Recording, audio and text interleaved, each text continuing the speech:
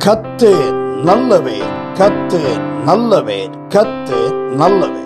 நாம் நேரடியாய் கர்த்தருடைய சத்தியமாகிய தேவனுடைய செய்திக்குள் கடந்து செல்ல போகிறோம். அதற்கு முன்பாய் நான் ஜெபிக்க போகிறோம். ஜெபிப்பதற்கு முன்பாக இந்த நாளுக்குரிய வேத வசனத்தை நான் வாசித்து விடுகிறேன். தேவ செய்திக்கான ஒரு தலையங்க வாக்கியத்தை நான் உங்களுக்காக வாசிக்கும்படி பிரயாசப்படுகிறேன். இந்த மாதத்தின் துவக்கம் முதல் தொடர்ந்து நாம் திசைகளை குறித்து பார்த்து வருகிறோம். அந்த திசையிலே கடந்த 1ஆம் தேதி வட திசை என்று பார்த்தோம்.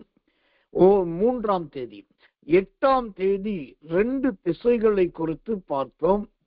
அதில் உதிக்கும் திசை, அஸ்தமிக்கும் திசைகள் ஆகிய 2 திசைகளை கவனித்தோம். மீண்டும் 9ஆம் தேதி இருளின் திசையை குறித்து பார்த்தோம். 10ஆம் தேதி சூரியோதய திசையை குறித்து பார்த்தோம். 11ஆம் தேதி உதயமாகிற திசை என்றால் என்ன என்று பார்த்தோம். 12ஆம் தேதி கீழ்த்திசையை குறித்து கவனித்தோம். 13ஆம் தேதி வெளுக்கும் திசையை குறித்து அறிந்து கொண்டோம். கர்த்தர் நல்லவர். 15ஆம் தேதி நேற்றைய தினத்திலே கடையான திசை என்று பார்த்தோம்.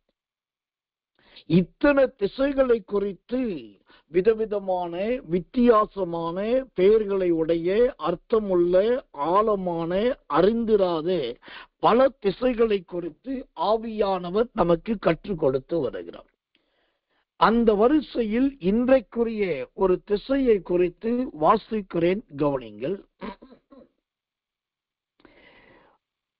உன்னத பாட்டின் புஸ்தகம் 7ஆம் அதிகாரம் 4வது வசனம். உன்னத பாட்டு 7:4.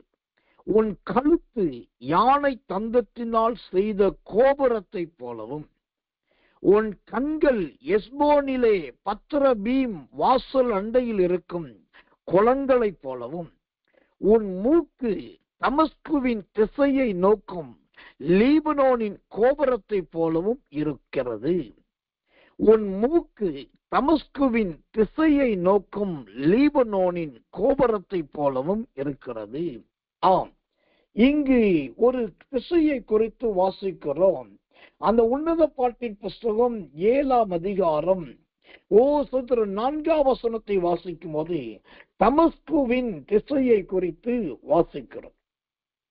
கர்த்தருடைய நாமத்துக்கு மகிமை உண்டாவதாக. இந்த தமஸ்குவின் திசை என்றால் என்ன? இந்த தமஸ்குவின் திசை என்பது எதை குறிக்கிறதா இருக்கிறது? இந்த தமஸ்குவை குறித்துதான் அறிந்து கொள்ள கர்த்தர் நமக்கு உதவி செய்ய போகிறார். அதற்கு முன்பாய் கண்களை மூடி எல்லாரும் ஒரு விசை, ஆண்டவரே, இந்த தமஸ்குவின் திசையை குறித்த வேதத்தின் வெளிச்சத்தை எங்களுக்கு கற்றுத்தாரும் என்று எல்லாரும் கர்த்தரை ஸ்தோத்திரம் பண்ணுவோம். இயேசுவின் நாமத்தினாலே கர்த்தரை ஸ்தோத்திரிப்போம்.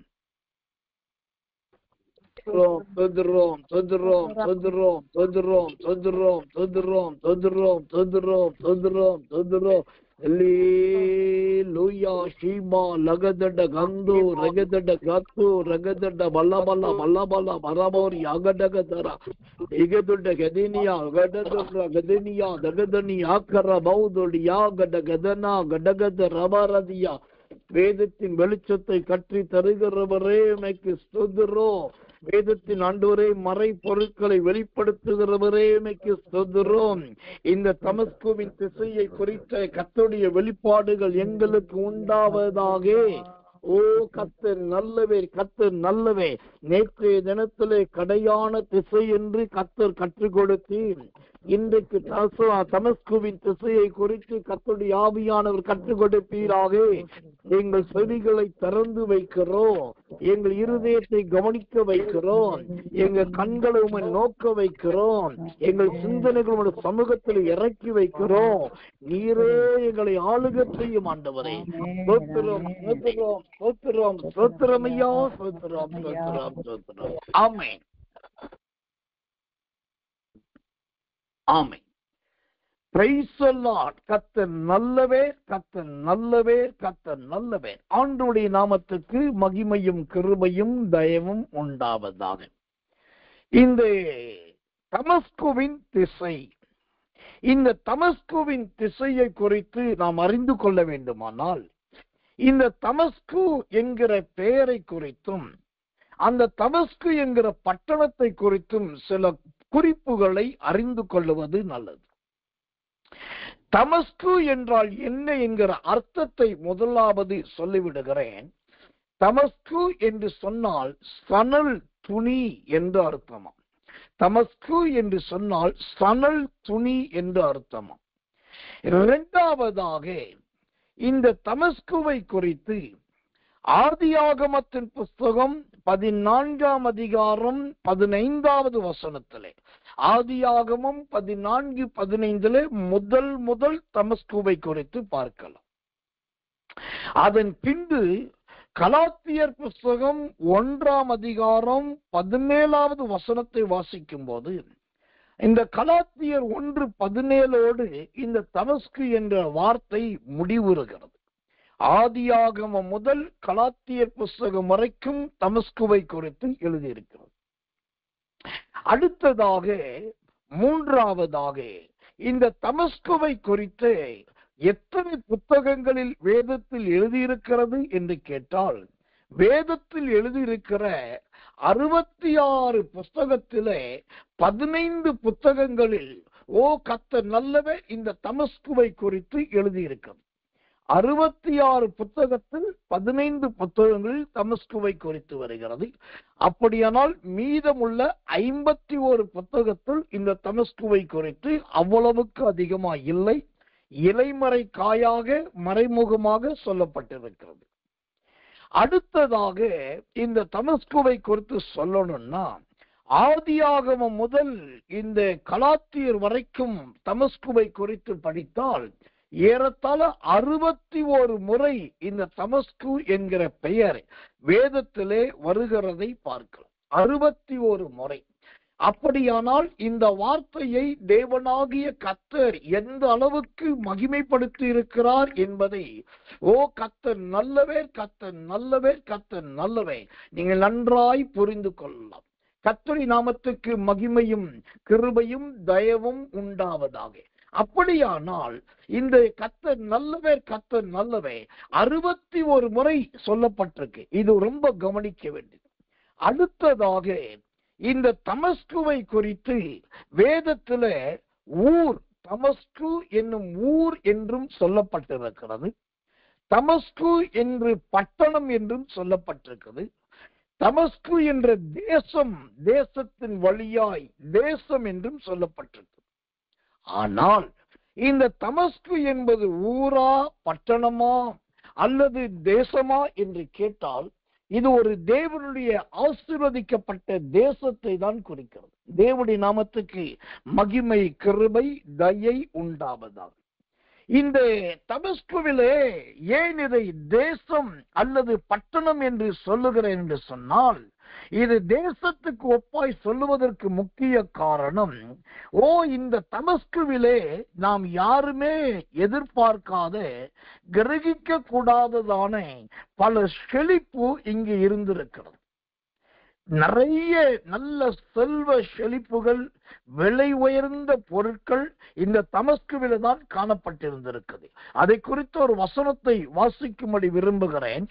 2 ராஜாக்களின் புஸ்தகம் 8ஆம் அதிகாரம் 9வது வசனம்.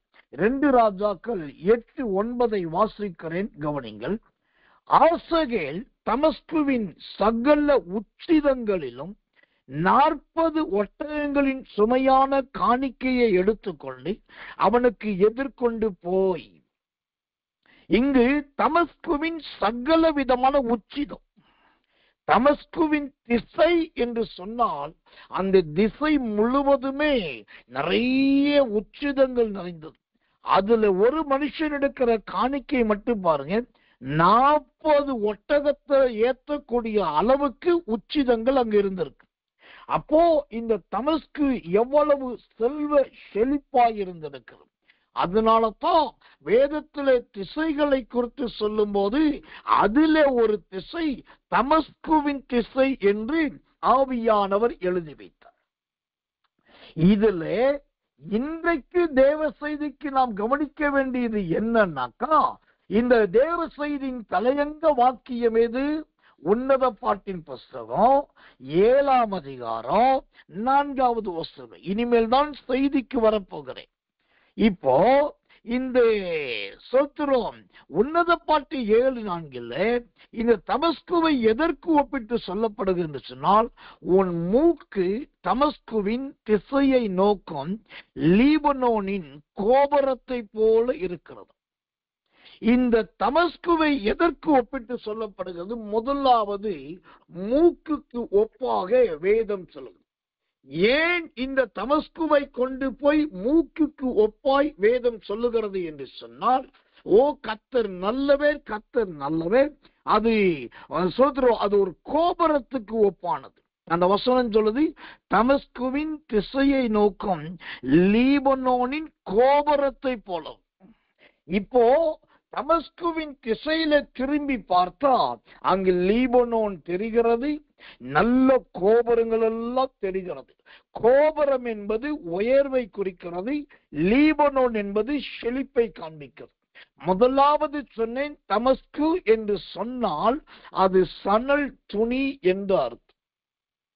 இரண்டாவது சொன்னேன், தமஸ்குவிலே நிறைய உச்சிதங்கள் இருக்கிறது. 40 ஒட்டகத்தில் ஏற்றக்கூடிய அளவுக்கு உச்சிதங்கள் அங்க இருக்கு. மூன்றாவதாக இந்த தமஸ்குவின் திசையிலிருந்து கவனித்து பார்த்தாலே அங்கு நல்ல லீபனோன் என்கிற பெரிய தோட்டம் இருக்கிறது, அது செழிப்பை குறிக்கிறது.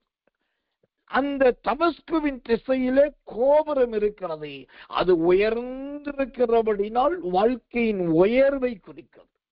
ஒரு சாதாரண தமஸ்கு என்பதற்குள் எத்தனை விளக்கங்கள், எத்தனை வியாக்கியானங்கள், எத்தனை ஆழங்கள், எத்தனை அர்த்தங்கள், எத்தனை வரலாறுகள், எத்தனை அடிச்சுவடுகள், எத்தனை சம்பவங்கள், எத்தனை தியானங்கள், எத்தனை விளக்கங்கள், இவைகளெல்லாம் இருக்கிறது பாருங்க.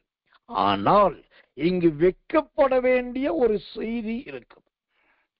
இந்த வெட்கப்பட வேண்டிய செய்தி என்னன்னா, சண்டே கிளாஸுக்கு போய்கொண்டிருக்கிற சிறு பிள்ளைகள் முதல் சில ஊழியம் செய்கிற பல ஊழியக்காரர்களை கேட்டால் கூட, இந்த தமஸ்கு என்று வேதத்தில் இருக்கிறதே ஏதாவது ஒரு சொல்லுங்க அப்படின்னாக்கா, பெரும்பாலானவர்கள் சொல்லுகிற ஒரே அடையாளம் அந்த அப்போஸ்தலர் நடபடிகள் 9ஆம் அதிகாரத்திலே பவுல் தமஸ்குவில் இருக்கிற கிறிஸ்தவர்களை அடிக்க போனார். பவுல் தமஸ்குவில் இருக்கிற ஆலயங்களை இடிக்க போனார். பவுல் தமஸ்குவில் இருக்கிற தெருவிலே போகும்போதுதான் இயேசு சந்தித்தார். இதுதான் சொல்லுவாங்களே தவிர, இந்த தமஸ்குவுக்கு சம்பந்தப்பட்டவர்கள் யார் யார், இந்த தமஸ்குவிலே நடந்த சம்பவங்கள் என்ன, ஆதியாகமம் முதல் கலாத்தியர் வரைக்கும் தமஸ்குவை குறித்து இருக்கிறதே, அப்ப இதுல என்னெல்லாம் இருக்குது என்பதை நிறைய பேர் ஆராய்வது கிடையாது, கவனித்து பார்ப்பது கிடையாது. கர்த்தர் நல்லவர், கர்த்தர் நல்லவர். இந்த தமஸ்குவை குறித்து இன்னும் சில குறிப்புகளை சொல்லுகிறேன். இன்னும் நான் செய்திக்குள் போகவில்லை, அதோடைய அடிப்படை குறிப்புகளை சொல்லுகிறேன். ஒன்று, இந்த தமஸ்கு என்பது சீரியா என்னும் தேசத்திலே, சீரியா தேசத்தின் பட்டணமாய் இருக்கிறது.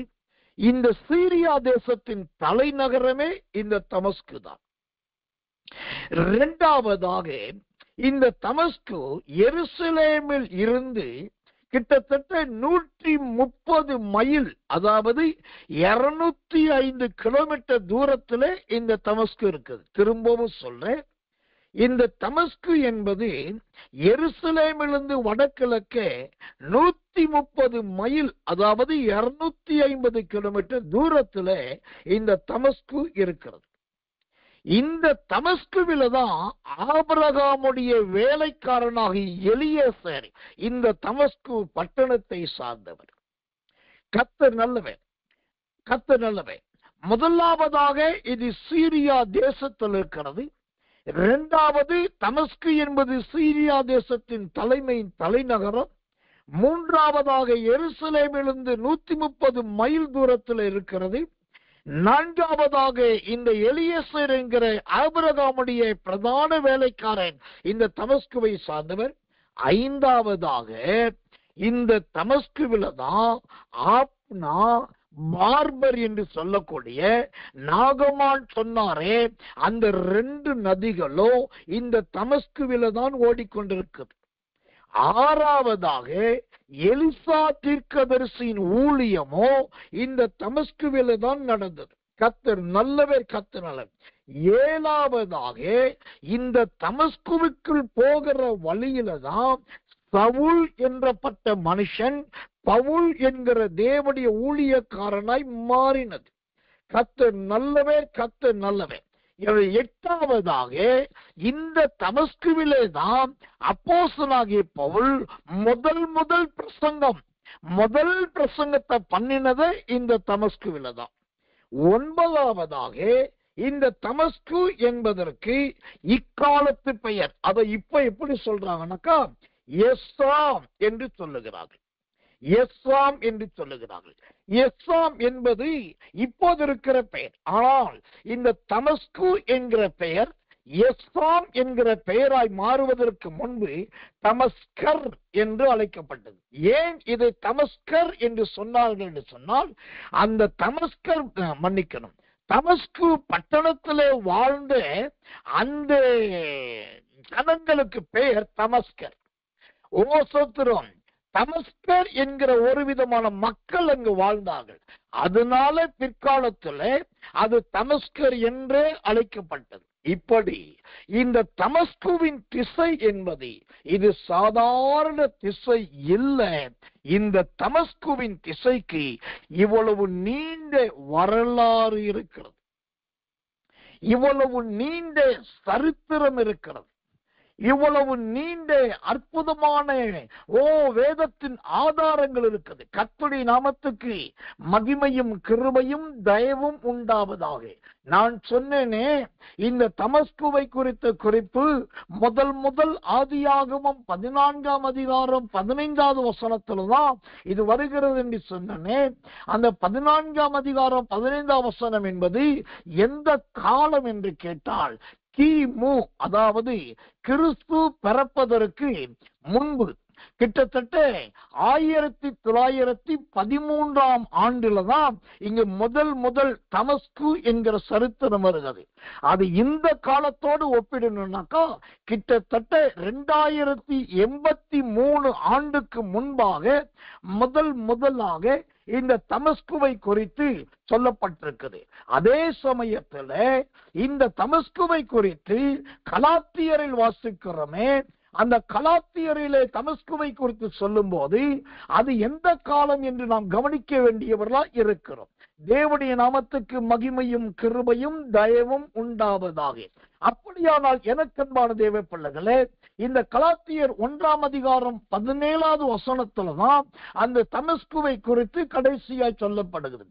இது எந்த காலம் என்று சொன்னால் கிபி, அதாவது கிறிஸ்து பிறந்த பின்பு. நான் சொல்கிறோம், கிறிஸ்து பிறந்த பின்பு 49 முதல் 55க்குள்ளாகத்தான் இந்த தமஸ்கு என்கிற சரித்திரம் கடைசியாய் சொல்லப்பட்டிருக்கிறது. இது எல்லாவற்றை விட அப்போஸ்தலனாகிய பவுல் சவுல் என்கிற மனுஷன் அப்போஸ்தலனாகிய பவுலாய் மாறினாரே, அது எந்த ஆண்டு என்று கேட்டால் அதை குறித்து வேதம் தெளிவாய் சொல்லுகிறது. கர்த்தர் நல்லவே. கிபி கிறிஸ்து பிறந்த பின்பு 33ஆம் ஆண்டிலே தான் இந்த சவுல் என்கிற மனுஷன் பவுலாய் மாறினதாக அந்த அப்போஸ்தலர் நடபடிகள் 9ஆம் அதிகாரத்தில் சொல்லப்படுகிறது. அதாவது கிறிஸ்து பிறந்த பின்பு 33 முதல் 39ஆம் ஆண்டுக்கு உள்ளாக இந்த சம்பவங்கள் நடந்திருக்கிறது. தேவனுடைய நாமத்துக்கு மகிமை கிருபை தயை உண்டாவதாக.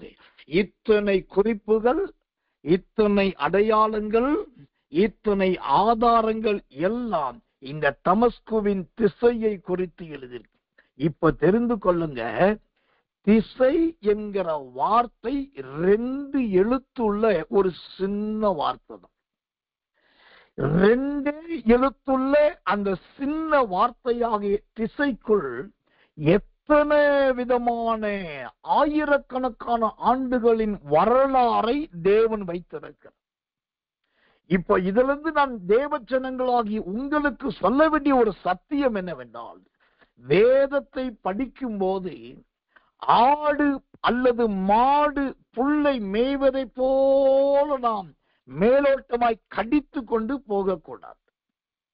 நேரம் எடுத்து படிக்கணும், சமயம் எடுத்து படிக்கணும்.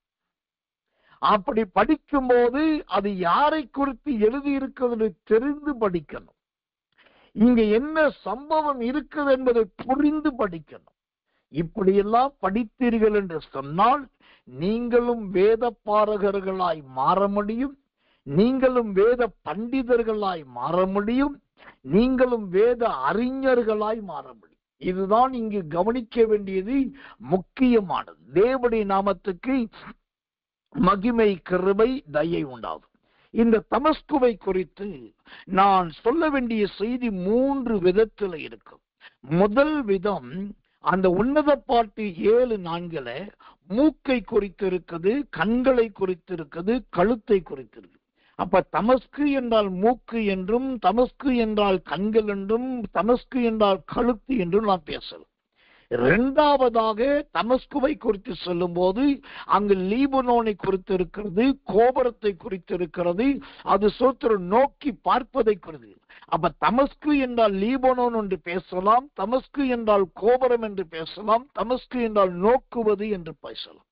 ஆனா இவைகள் எல்லாவற்றை விட்டு இந்த தமஸ்குவுக்கு சம்பந்தப்பட்ட சில மனிதர்களை நான் காண்பிக்க விரும்புகிறேன். ஏனென்றால் இன்றைக்கு செய்தியே தமஸ்குவின் திசை. இந்த தமஸ்குவின் திசையிலே வாழ்ந்தவர்கள் யார் யார், இந்த தமஸ்குவின் திசையை அனுபவித்தவர்கள் யார் யார், அதைத்தான் முடிந்த வரைக்கும் சீக்கிரமாகவும் தெளிவாகவும் உங்களுக்கு சொல்ல விரும்புகிறேன். இந்த தமஸ்குவின் திசைக்கு சம்பந்தப்பட்ட முதல் ஒரு சம்பவத்தை வாசிக்கிறேன். ஆதியாகமம் 14ஆம் அதிகாரம் 15 மற்றும் 16வது வசனங்கள். ஆதியாகமம் 14ஆம் அதிகாரம் 15 மற்றும் 16வது வசனங்கள். ராக்காலத்திலே அவனும் அவன் வேலைக்காரரும் பிரிந்து பவுஞ்சுகளாய் அவர்கள் மேல் விழுந்து அவர்களை முறியடித்து தமஸ்குவுக்கு இடதுபுறமான ஓபா மட்டும் துரத்தி சகல பொருட்களையும் திருப்பிக் கொண்டு வந்தான். தன் சகோதரனாகிய லோத்தையும் அவனுடைய பொருட்களையும் ஸ்திரீகளையும் ஜனங்களையும் திருப்பி கொண்டு வந்தான். அல்லேலூயா. இந்த தமஸ்குவின் திசையிலே வாழ்ந்ததும், இந்த தமஸ்குவின் திசையை சரியாய் பயன்படுத்தினதும் யார் என்றால், முதலாவது ஆபிரகாம், அவனுடைய சிநேகிதனும் அவனுடைய உறவினனுமாகிய லோத். இந்த லோத்து ஆபிரகாம் அங்கு ஒரு நாள் வாழும் போது சத்துருக்கள் வந்து லோத்தையும் அவனுக்கு கொண்டாடி எல்லாவற்றையும் பிடித்து கொண்டு போய்விட்டார்கள். அதற்கு பின்புதான் ஆபிரகாமுக்கு செய்தி வந்தது.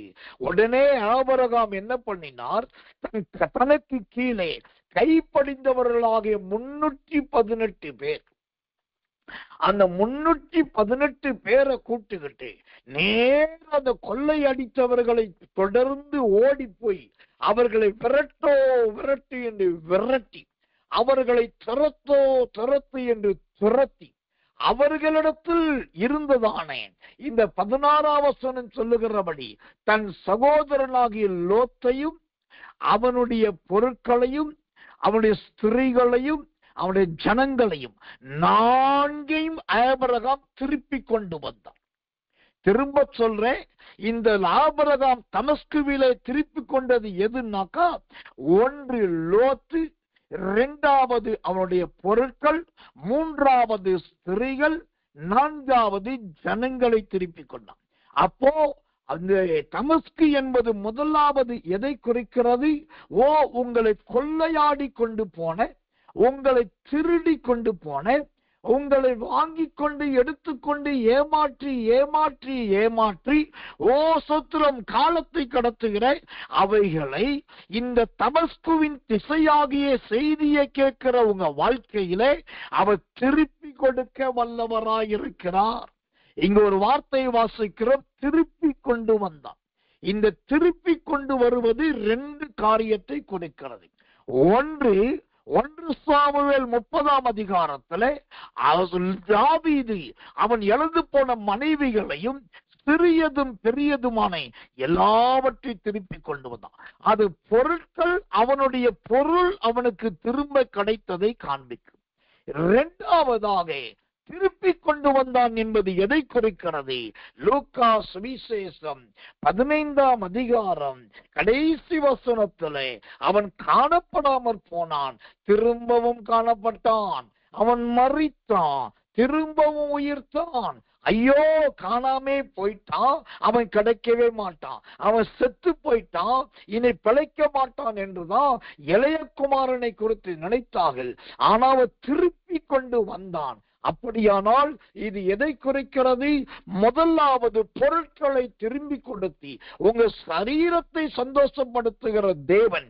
2வது உங்க ஜீவனை திருப்பி கொடுத்து உங்க ஆத்துமாவை திருப்தியாக்க போகிறார். அப்போ தமஸ்குவின் திசை என்பது இழந்து போனவைகளை திருப்பி கொள்ளுவது.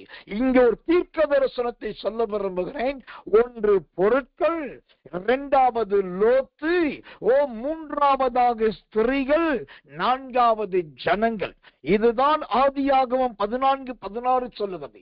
எப்படி நாளத்துணையாய் ஆபிரகாம் பெற்றுக் கொண்டானோ, இந்த நாளத்துணை எதை குறிக்கிறது? லூக்கா சுவிசேஷம் 19ஆம் அதிகாரத்திலே சகையு சொன்னானே, நான் நாளத்துணையாய் திரும்ப தருகிறேன். அதே ஆசீர்வாதத்தை ஆண்டவர் உங்களுக்கு நாளத்துணையாய் கொடுக்க போகிறார். நீங்க இழந்தது யாராயிருக்கலாம், இழந்தது எதுவாயிருக்கலாம், இந்த தமஸ்குவின் திசை என்கிற செய்தி உங்களுக்கு திரும்ப கொடுக்க போகிறது. அது நாளத்துணையாய் கொடுக்க போகிறது. அது சாட்சியாய் நிற்க போகிறது. அல்லேலூயா. கர்த்தர் நல்லவே, கர்த்தர் நல்லவே. தேவனுக்கு மகிமை உண்டாவதாக. 2வதாக இந்த தமஸ்குவின் திசையை பயன்படுத்தின இந்த தமஸ்குவின் திசைக்கு சொந்தக்காரர்கள் யார்? ஆதியாகமத்தின் புஸ்தகம் 15ஆம் அதிகாரம் 2வது வசனம். ஆதியாகமம் 15:2. அதற்கு ஆபிராம், கர்த்தராகிய ஆண்டவரே, அடியேனுக்கு என்ன தருவீர்? நான் பிள்ளை இல்லாமல் இருக்கிறேனே. கவனிங்க, தமஸ்கு ஊரானாகிய இந்த எலியேசர் என் வீட்டு விசாரணைக்காரனாய் இருக்கிறானே. தமஸ்கு ஊரானாகிய எலியேசர். இந்த தமஸ்குவின் திசைக்கு சொந்தக்காரர்கள் 2வதாக யார் என்று சொன்னான்? தேவனுடைய நாமத்துக்கு மகிமை கிருபை உண்டாவதாக. எனக்கன்பானவர்களே, இந்த எலியேசர், இந்த எலியேசர் என்றால் யாருங்க? இந்த எலியேசர் எப்படிப்பட்டவர்? எலியேசரை குறித்து நிறைய பேர் சொல்லும் போது அவர் தேவதூதனுக்கு ஒப்பானவர், அவர் நல்ல ஆலோசகர், எலியேசர் உண்மையுள்ளவர், எலியேசர் கற்புள்ளவர், எலியேசர் நல்லவர் என்றெல்லாம் சொல்றார். என்னென்னமோ விளக்கம்லாம் சொல்றார். ஆனா எலியேசர் என்றால் அதுக்கு சரியான அர்த்தம் என்ன தெரியுமா? ஆதியாகமத்தின் புஸ்தகத்திலே கர்த்தர் நல்லவர், கர்த்தர் நல்லவர் 24ஆம் அதிகாரம் 56வது வசனத்தை வாசிக்கிறேன். ஆதியாகமம் 24:56. அதற்கு அவன், கர்த்தர் என் பிரயாணத்தை வாய்க்க பண்ணியிருக்க நீங்கள் எனக்கு தடை செய்யாதிருங்கள். அல்லேலூயா. எலியேசர் என்றால் என்ன அர்த்தம் தெரியுமா? யார் தெரியுமா? அவர் எடுக்கிற காரியமெல்லாம் வாய்க்க பண்ணுகிறது. ஈசாக்குக்கு பெண் பார்க்க அனுப்பணுமா, உடனே போனா பெண்ணோடு திரும்பி வருவான். ஆபிரகாமுக்கு நல்ல வேலைக்காரராய் இருக்கணுமா, உண்மையுள்ள வேலைக்காரராய் இருப்பார். இப்படி எலியேசர் என்று சொன்னால் அவர் செய்த எல்லாமே வாய்க்கக்கூடியது. எனக்கன்பான தேவ பிள்ளைகளே, சங்கீதங்களின் புஸ்தகம் 1ஆம் அதிகாரம் சூத்திர வாசிக்கும் போது நீ கையிட்டு செய்யும் நீ செய்வது எல்லாம் வாய்க்கும் என்று வேதம் சொல்லுது. அப்ப செய்வது எல்லாம் வாய்க்கும். யார் செய்வது? இந்த தமஸ்கு திசையில் வாழ்கிற எலியேசர் செய்வது எல்லாம் வாய்க்கும். தமஸ்கு திசையில் வாழ்ந்த ஆபிரகாம் எல்லாவற்றையும் திருப்பிக் கொள்ளுகிறவராய் இருந்தார். இந்த தமஸ்கு திசையில வாழ்கிற எலியேசரோ எடுக்கிற காரியமெல்லாம் வாய்க்க பண்ணுகிறவராய் இருக்கிறார். தேவனுடைய நாமத்துக்கு மகிமையும் கிருபையும் தயவும் உண்டாவதாக. கர்த்தர் நல்லவர், கர்த்தர் நல்லவர், கர்த்தர் நல்லவர். எனக்கன்பான தேவ பிள்ளைகளே, ஸ்தோத்திரம். 1 ராஜாக்கள் 22ஆம் அதிகாரம் 12வது வசனம். 1 ராஜாக்கள் 22:12 சொல்லுகிறதே, உமக்கு வாய்க்கும், கர்த்தரதை ராஜாவின் கையிலே ஒப்பு கொடுப்பார். அல்லேலூயா. உமக்கு வாய்க்கும். சகோதரனே, முயற்சி எடுக்கிறீங்களா?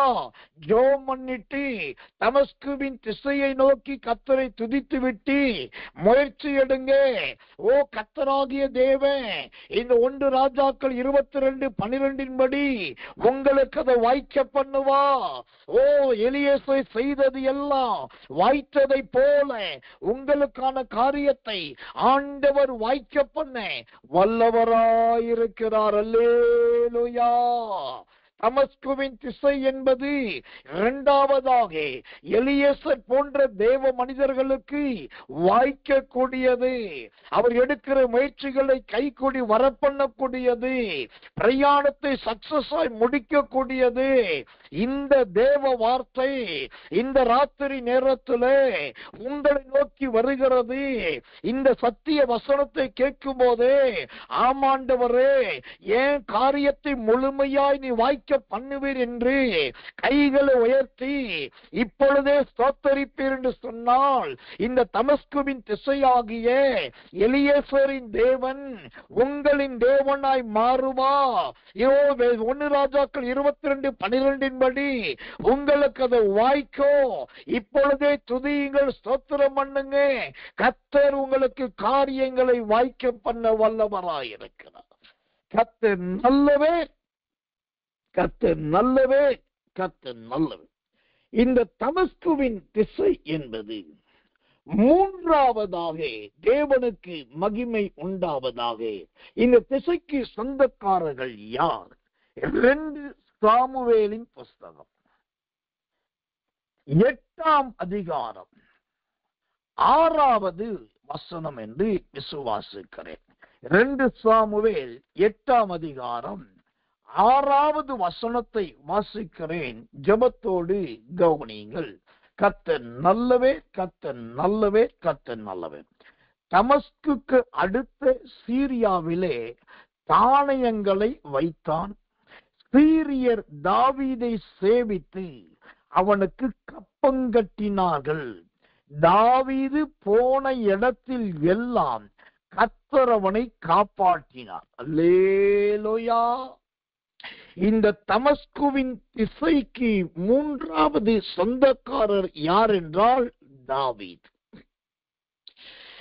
ஆபிரகாம் ஓடி ஓடி விரட்டி விரட்டி தான் எல்லாத்தையும் மீட்டு கொண்டான். எலியேசர் நீண்ட பயணம் போய்தான் அவர் செய்ததெல்லாம் வாய்த்தது. ஆனா தாவீதுக்கு பாருங்க, தாவீது என்றைக்கு தமஸ்குவின் திசைக்கு வந்து இருந்தாரோ இப்ப எல்லாம் அவரை தேடி வருது. அங்க இருக்கிற ராஜாக்கள் வந்து கப்பங்கட்டுறாங்க. அங்க இருக்கிற சோதரோ பிரபுக்கள் வந்து கப்பங்கட்டுறாங்க. அங்க இருக்கிற மனிதர்கள் கொண்டு வந்து காணிக்கை கொடுக்கிறாங்க. தாவீது இருக்கிற இடத்தை தேடி அவனுக்கு வேண்டிய எல்லா வரியும் வட்டியும் சொந்தம் முதலும் எல்லாம் வந்து கிடைக்கிறது. தேவனுடைய நாமத்துக்கு மகிமை உண்டாவதாக. அந்த 2 சாமுவேல் 8ஆம் அதிகாரம் 5ஆம் வசனத்தை வாசிக்கிறேன். சேபாவின் ராஜாவாகிய ஆதாதேசாருக்கு சொந்தம் உதவி செய்ய தமஸ்கு பட்டணத்தாராகிய சீரியர்கள் வந்தார்கள். தாவீது சீரியரில் 20,000 பேரை வெட்டி போட்டு தமஸ்குக்கு அடுத்த சீரியாவிலே தானியங்களை வைத்தான். சீரியர் தாவீதை சேவித்து அவனுக்கு கப்பம் கட்டினார்கள். இதுல என்ன பியூட்டின்னா 5ஆம் வசனத்துல சொல்லுது, தாவீது சீரியரில் 20,000 பேர், அப்படின்னா 22,000 பேரை வெட்டி போட்டான். இப்ப 6ஆம் வசனம் சொல்லுது, தாவீதை கர்த்தர் காப்பாற்றினார் என்று. இப்போ இந்த தமஸ்குவின் திசை என்பது தாவீதின் சொந்தத்தை காண்பிக்கிறது. இந்த தமஸ்குவின் திசை தாவீதின் வாழ்க்கையில் என்னவாய் பிரதிபலிக்குதுன்னா, எல்லாவற்றிலும் ஒரு ஜெயத்தை பிரதிபலிக்குது. நல்ல ஒரு ஜெயம், நல்ல ஒரு வெற்றி. வேதம் சொல்லுகிறது, குதிரை யுத்த நாளுக்கு ஆயத்தமாக்கப்படும், ஜெயமோ கர்த்தரால் வரும். கர்த்தர் நல்லவர், கர்த்தர் நல்லவர், கர்த்தர் நல்லவர். அந்த நீதிமொழிகள் 21:31 சொன்னபடி அந்த ஜெயமோ கர்த்தரால் வந்ததை போல இந்த தாவீது இருக்கிற இடத்துல இவன் யுத்தம் பண்ணுகிறான். 22,000 பேரை சங்கரிக்கிறான். எவ்வளவு தைரியசாலி, எவ்வளவு பலசாலி, எவ்வளவு துணிச்சல்காரர் பாருங்க. 22,000 பேரை கொன்னுட்டு அந்த இடத்தை விட்டு ஓடல, அங்கிருந்து மறையல, ஓடி போய் தப்பிக்கல. அதே சீரியர் இருக்கிற இடத்துலயே அங்கே தாவீது தங்கிட்டான். அங்க தங்கின இடத்துல இப்ப சத்துருக்கள், விரோதிகள், எதிரிகள், ராஜா எல்லாம் வந்து தாவீதுக்கு கப்பம் கட்டுறாங்க. இதுக்கு பேர் தாங்க வைராகி. இன்னைக்கு இருக்கிற கிறிஸ்தவர்களாகிய அநேகருடைய வைராக்கியம் புல்லுருவி வைராக்கியமா இருக்கு. புல்லுருவி வைராக்கியமா என்னது அர்த்தம்? புல்லு பாக்குறதுக்கு பச்சையா இருக்கும், நீளமா இருக்கும், அழகா இருக்கும். ஆனா கைய நீட்டி 2 விரலை வச்சு ஓங்கி இழுத்தோம்னா அந்த புல் அங்கிருந்து பிடுங்கிக்கிட்டு வந்துடும். அது பச்சையும் இழந்துரும், சொத்துரும், வேரையும் இழந்துரும், உறுதியை இழந்துரும். இன்னைக்கு நிறைய பேருடைய வைராக்கியம் இப்படிதான். ஆனா தாவீதின் வைராக்கியத்தை பாருங்க. அந்த சீரியரில் 22,000 பேரை கொன்னுட்டு அதே இடத்துல அங்கே தங்கி இருக்கணும். திரும்பவும் அந்த எதிரிகள்ட்ட இருந்து வரக்கூடிய கப்பம் என்கிறதான வரி, வட்டி, பணம், முதல், வசூல் எல்லாவற்றையும் பெற்றுக்கொண்டோம். எவ்வளவு தைரியம்! இதுதான் தமஸ்குவின் திசை. தேவ பிள்ளைகள் என்றைக்கும் துணிச்சல் உள்ளவர்களா இருக்கணும். பயந்தாங்குழிகளா இருக்கக்கூடாது, தொடை நடுங்கிகளா இருக்கக்கூடாது, பல் ஆடுகிறவர்களா இருக்கக்கூடாது, நரம்பு மண்டல கோளாறு உள்ளவர்களா இருக்கக்கூடாது. நாம் வீரியம் உள்ளவர்கள். நாம் யுத்த வீரருடைய சேனைகளின் படைத்தலைவனாகிய இயேசுவின் குமாரர்கள், குமாரத்திகள். நாம் அப்படியானால் தமஸ்குவின் திசையை நோக்கினவர்களாய் தைரியமா இருக்கணும். 1000 பேர் அல்ல, 10,000 பேர் அல்ல. உன் பக்கத்தில் 1000 பேரும் வலது பக்கத்தில் 10,000 பேர் விழுந்தாலும் அது உன்னை அணுகாது என்று சொல்றாங்க. 10,000 என்றால் 10,000. ஆனா இங்க தாவீது 10,000 அல்ல, 20,000, அதாவது 22,000 பேரை ஜெயிக்கிறான் ஐயா. ஜெயிச்சுட்டு மனுஷன் அங்கே நிமிர்ந்து நிற்கிறார். இதுதான் தமஸ்குவின் திசை. இதே சம்பவத்தை எங்க பார்க்கலாம்னா அப்போஸ்தலனாகிய பவுலை வாழ்க்கையில் பார்க்கலாம். இந்த பவுல் கர்த்தர் நல்லவன். தமஸ்குவுக்குள்ள நுழையும் போது அங்கே மற்றவர்களை கொடுமைப்படுத்த நுழைந்தார். ஆனா தேவன் அவரை சவுலாயிருக்க அவரை பவுலாய் மாற்றின உடனே என்ன ஆயிடுச்சு? அவர் அங்கேயே தங்கி இருந்து தைரியமா ஊழியம் செய்தார். அதனாலதான் பவுலை குறித்த வேதம் சொல்லுகிறது, இவன் நம்மை கலங்க பண்ணுகிறவன் அல்லவா, இவன் கலகக்காரவன் அல்லவா, இவன் ஆலயங்களை இடித்தவன் அல்லவா, கிறிஸ்தவர்களை நுறுக்கினவன் அல்லவா என்று சொன்னார்கள். எந்த ஊர்ல அவனுக்கு துர்சாட்சி இருந்துச்சோ அங்கேயே அவன் துணிந்திருந்து ஊழியத்தை துவங்கினான். எனக்கன்பானவர்களே, இந்த தமஸ்குவின் திசை தாவீதுக்கு ஜெயத்தை கொடுத்தது. இந்த தமஸ்குவின் திசை தாவீதுக்கு செல்வத்தை கொடுத்தது. இந்த தமஸ்குவின் திசை தாவீதின் உயிரை காப்பாற்றினது. 3 ஆசீர்வாதம். 1 ஜெயம் கிடைத்தது, 2வது பொருளாதார ஆசீர்வாதம் கிடைத்தது, 3வது உயிரோடு காப்பாற்றப்பட்டார். இந்த 3 ஆசீர்வாதங்கள் காரணம் அந்த தமஸ்குவின் திசை தாவீதுக்கு ஒரு வைராக்கியத்தை கொடுத்தது, தைரியத்தை, துணிச்சலை கொடுத்தது. ஒரு சத்தியத்தை நான் இங்க மறைக்காம சொல்லிதான் ஆகணும். இன்றைக்கு பிரசங்கம் என்பதும், இன்றைக்கு சத்தியம் என்பதும், இன்றைக்கு தேவ செய்தி என்பதும் கதைகள் நிறைந்ததாய் போய்விட்டது. பாட்டு ஆட்டம் நிறைந்ததாய் போய்விட்டது. சிரிப்பும் நகைச்சுவை நிறைந்ததாய் போய்விட்டது. ஆனா முன்னொரு காலத்துல அப்படி அல்ல. ஒரு தேவ செய்தி கேட்கிறவர்களை தைரியசாலிகளாய் மாற்றினது. அவன் ஆலயத்துக்குள்ள வரும்போது பயந்துகிட்டே வருவான், குழம்பி போய் வருவான், தயக்கத்தோடு வருவான், ஓசத்திரம் வெட்கப்பட்டு கூட வருவார்கள். ஆனா ஆராதனை முடிச்சு அவங்க போகும்போது பார்த்தீங்கன்னா ரோஜா பூ மலர்ந்ததை போலவும், சூரியகாந்தி பூ சூரியனை பார்த்து சிரிக்கிறதை போலவும், அந்த சுத்திரம் தாமரை மலருடைய தண்டு நிமிர்ந்து நிற்பதை போலவும், இந்த ஆலயத்துக்குள்ள இருந்து செய்தி கேட்டுட்டு போறவங்க முகம் மலர்ந்து சிரித்து கொண்டு நிமிர்ந்த நடையாய் நடப்பார்கள். ஏனென்றால் அன்றைக்கிருந்த சத்தியங்களும் உபதேசங்களும் ஜனங்களுக்குள் தைரியத்தை கற்றுக் கொடுத்தது. நீ ஏன் பயப்படுகிற? கர்த்தருடைய தூதன் முன்னே செல்கிறார், அந்த தூதன் எல்லாவற்றையும் சங்கரித்து போடுவார்கள். நீங்க புறப்பட்டு போய் பாருங்க, அந்த தாகோன் சிலை விழுந்து கீழே கடக்கும் என்று தைரியப்படுத்துவார்கள். அதனால் வாலிப பிள்ளைகள், வயது மூத்தோர், ஆண்கள், பெண்கள் ஆராதனைக்கு வந்துட்டு செய்தியை கேட்டுட்டு கூட்டத்தை வந்துட்டு போனாக்கா தைரியசாலிகளாய் போனார்கள். ஏன்னா அன்றைக்கு இருந்த தேவ செய்திகள் தமஸ்குவின் திசையை நோக்கினதாயிருந்தது, தமஸ்குவின் திசையை நோக்குவதாயிருந்தது. இன்றைக்கு நிறைய பேருடைய செய்திகள் தமஸ்குவின் திசையை நோக்குவது இல்லை, தன்னுடைய நோக்கத்தை சொல்லுவது, தன்னுடைய விருப்பத்தை சொல்லுவது. தன்னிடத்தில் என்ன திறமை இருக்கிறது, வரம் இருக்கிறது, வல்லமை இருக்கிறது, கனி இருக்கிறது, தாழ்ந்து இருக்கிறது, அபிஷேகம் இருக்கிறது, தீர்க்க தரிசனம் இருக்கிறது, இதை சொல்லுவதுதான் இன்றைக்கு வாழ்க்கை.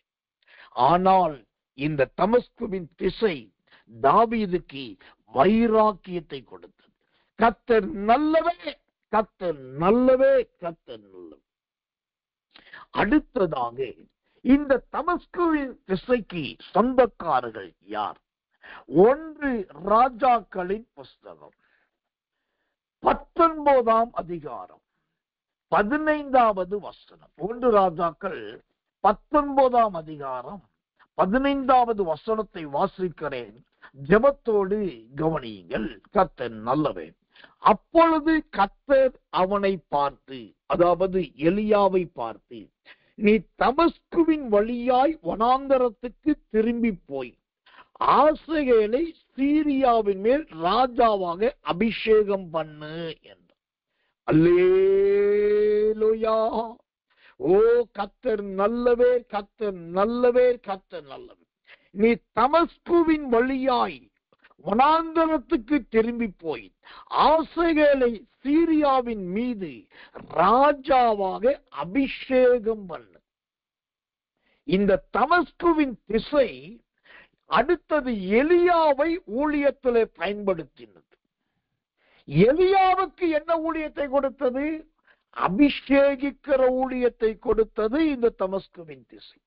அதுவரைக்கும் எலியா தீர்க்கதரிசியாகத்தான் இருந்தார். கர்த்தர் சொல்றத கேட்கிறவராயிருந்தார், கர்த்தர் சொல்றத சொல்லுகிறவராயிருந்தார். அவர் ஒரு தீர்க்கதரிசியாயிருந்தார். ஆனால் என்றைக்கு தமஸ்குவின் வழியாய் நீ போகணும்னு கர்த்தர் சொன்னாரோ அன்றைக்கு இந்த எலியா எலிசாவையும் அடுத்தது ஆசகேலையும் அபிஷேகிக்கிற தேவ மனுஷனாய் மாறிவிட்டார். அல்லேலூயா. தமஸ்குவின் திசை ஒரு தேவ ஊழியக்காரனை அபிஷேகத்துக்குள் நடத்தக்கூடிய திசை. அது சாதாரண திசை இல்லைங்க. தமஸ்குவின் திசை கர்த்தருடைய ஆவியினால் சம்பந்தப்பட்ட திசை. இந்த எலியா ஓரேப் என்னும் பர்வதத்தில் இருக்கு. இப்ப கர்த்தர் சொல்லிட்டார், நீங்க என்னப்பா பண்ற, புறப்படு, நீ இனி அநேகரை அபிஷேகிக்க வேண்டிய மனுஷன். நீதான் போய் யெகூவை அபிஷேகிக்கணும், நீதான் போய் ஆசகேலை அபிஷேகிக்கணும், நீதான் போய் எலிசாவை அபிஷேகிக்கணும், நீதான் போய் எலிசாவின் தீர்க்கதரிசியின் புத்திரர்களை நடத்தணும் சொல்லி ஒரு அபிஷேகத்தின் ஊழியத்திலே கர்த்தர் நடத்தினார். எனக்கன்பான தேவ பிள்ளைகளே, இன்றைக்கு ஊழியக்காரர்களிடத்தில் ஜனங்கள் அதிகமா எதிர்பார்க்கிறது என்ன தெரியுமா? நான் அந்த கூட்டத்துக்கு போகும்போது வெறும் குடமாய் போக வேண்டும், வெறும் ஜாடியாய் போக வேண்டும். நான் கூட்டத்தில் கலந்து கொண்டு முடித்து வெளியே வரும்போது நிரம்பின திராட்சரசமாய் வர வேண்டும், ருசியுள்ள திராட்சரசமாய் வர வேண்டும், நல்ல அத்தி பழங்களுள்ள கூடையாய் நான் வர வேண்டும். நான் போகிற ஆராதனை, நான் போகிற கூட்டம், நான் கலந்து கொள்கிற ஊழியமானது என்னை அபிஷேகிக்கிறதாய் மாற வேண்டும் என்று ஜனங்கள் விரும்புகிறார்கள். இன்றைக்கு அபிஷேகிக்கிற ஊழியத்தை செய்கிறவர்கள் எத்தனை பேர்? அபிஷேகிக்கிற ஊழியத்தை அதற்காகவே தன்னை அர்ப்பணித்தவர்கள் எத்தனை பேர்? இன்றைக்கு அபிஷேகம் எல்லாம் ட்ரம் அடிக்கிற அபிஷேகமா வந்துருச்சு. இன்றைக்கு அபிஷேகம் எல்லாம் கீபோர்டு ட்ரம் செட் அபிஷேகமா வந்துருச்சு. இன்றைக்கு அபிஷேகம் எல்லாம் எல்லாரும் கைத்தட்டுவோம் என்று சொல்லும் போது கைத்தட்டு அபிஷேகமா மாறிடுச்சு. அன்றைக்கு ஒரு காலத்துல அபிஷேக கூட்டத்தை நடத்தும் போது ஆண்கள் பெண்கள் பக்கத்துக்கு போய் விழுவாங்க, பெண்கள் ஆண்கள் பக்கத்துல போய் விழுவாங்க. யாரு எங்க போய் விழுகிறாங்கன்னு யாருக்கு தெரியாது. இதுல பெரிய வேதனை என்னன்னா, முன்னாடி ஒரு சகோதரர் திடீர்னு ஆவிக்குள்ளாக்கப்பட்டு அவன் மெய் மறந்து கையை தட்டி காலை தூக்கி குதிக்க ஆரம்பிப்பான். இப்போ இவன் கையை தட்டி காலை தூக்கி குதிக்க ஆரம்பிக்கும் போது அவன் விழுகிறானோ இல்லையோ, அந்த குதிக்கிறவனுடைய பக்கத்துல இருக்க மேல பட்டோட அவன் போய் கீழே சட சடங்கு கீழே விழுந்து உருண்டு கிடப்பான். நீ ஏன்பா விழுந்தனாக்கா, அவரு ஆவில் நிரம்பினார், நான் விழுந்துட்டேன். ஒரு காலத்துல அப்படிதான் அபிஷேகம் இருந்தது. ஒரு பேர் மேல் இருக்கிற அபிஷேகம் இன்னொரு பேர் மேல் போனது. ஒருவரை தொட்டு நிரப்பின ஆவியானவர் இன்னொருவரை நிரப்பினார். அதை பார்த்து அநேகர் ஓசத்திரம் கைகளை தட்டி ஆவில நிரம்பினார்கள், அந்நிய பாஷை பேசினார்கள். ஆனா இன்றைக்கு அந்த அபிஷேகிக்கிற ஊழியம் என்பது இல்லையே. தமஸ்குவின் திசையை நோக்குகிற அந்த ஊழியம் இல்லையே.